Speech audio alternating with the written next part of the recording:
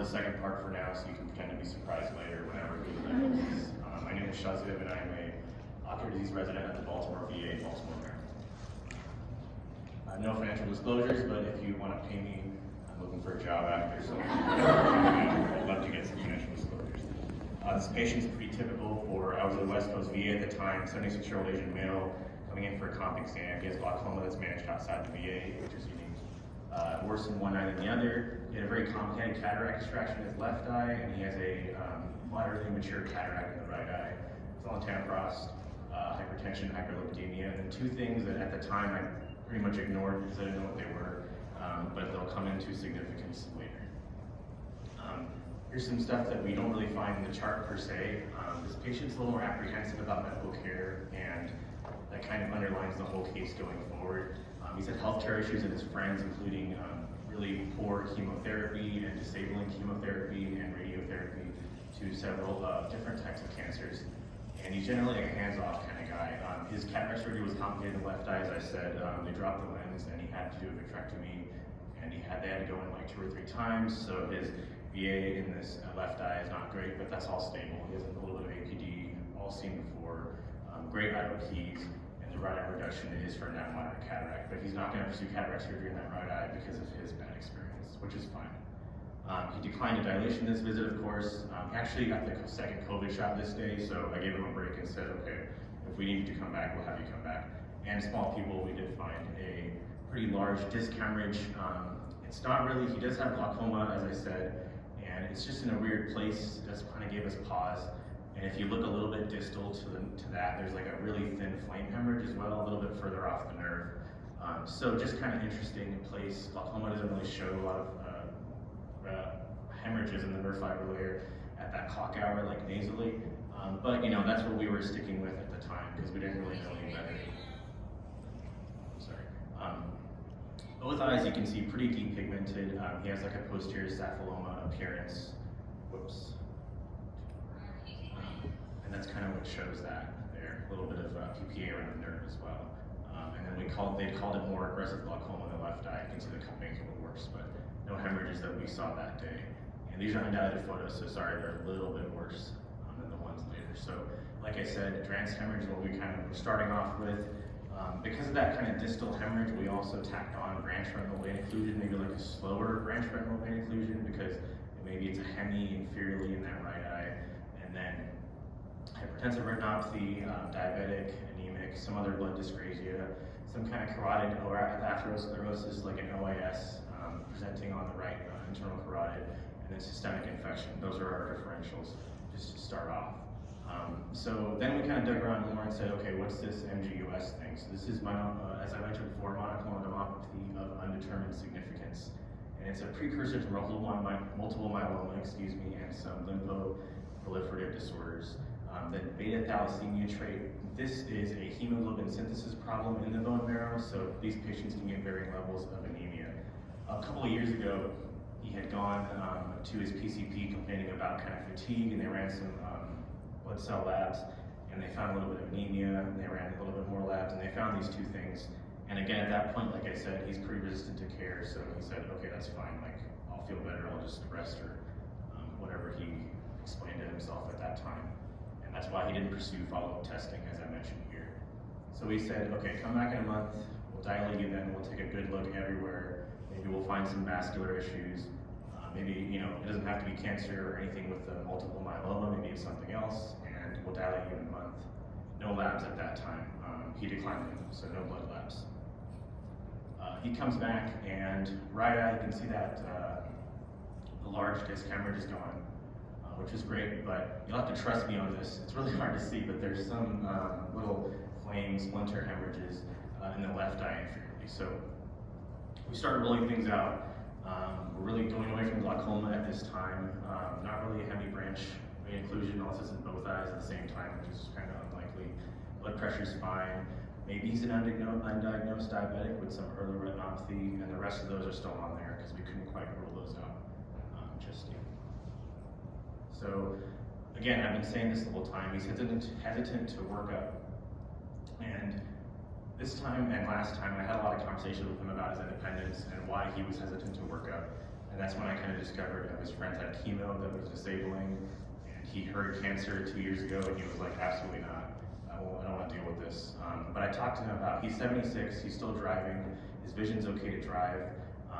And I said, if you want to stay independent, maybe we should talk about this. Maybe, your anemic retinopathy will cause vision loss, and maybe that will cause you to stop driving and stop being able to take care of your family. And that was a big part of the case for him, or for me, and for him, because he ended up agreeing to lab testing based off that. So we just ran, basic blood panel at first.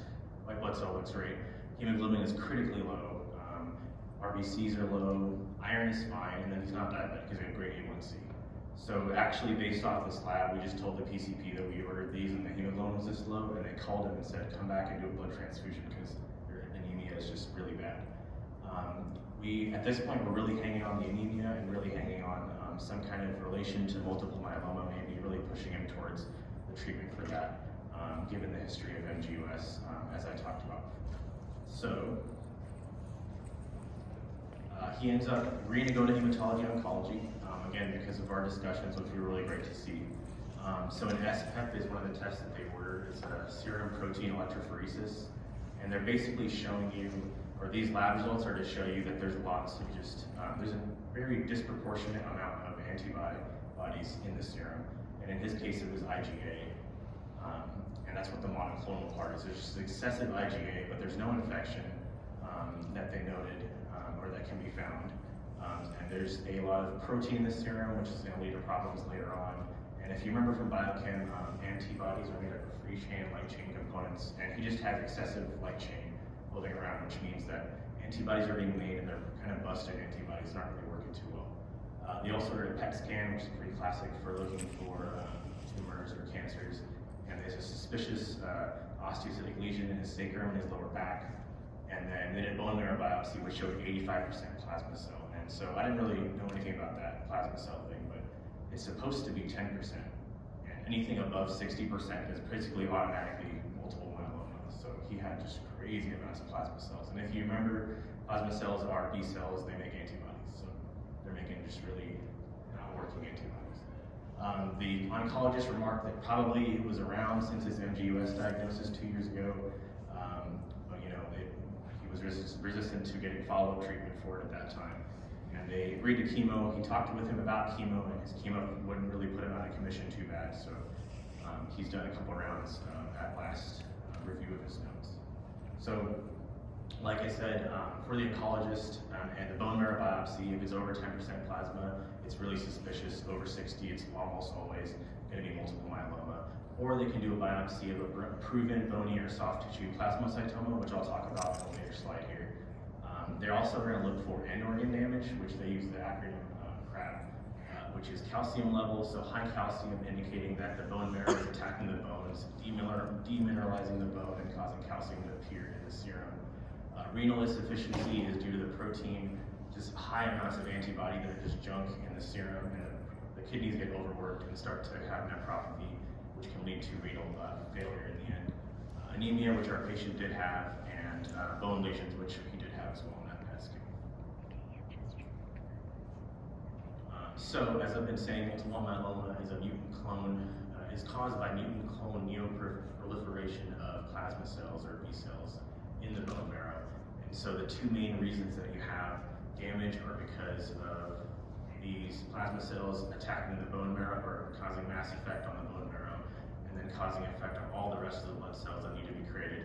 And then you also have those junk antibodies flying around everywhere, causing end organ damage. In a Mayo Clinic review, so 1,000 patients with their newly diagnosed multiple myeloma, anemia was in 73% that are presenting finding. And so that's kind of where we found it in his eyes. And he was really low, but he was denying fatigue, denying any back pain or anything like that. So I don't know if he was just too strong to admit it, or if he just got used to it and this was just like, he's just like, I'm just old and this is just how I'm gonna feel.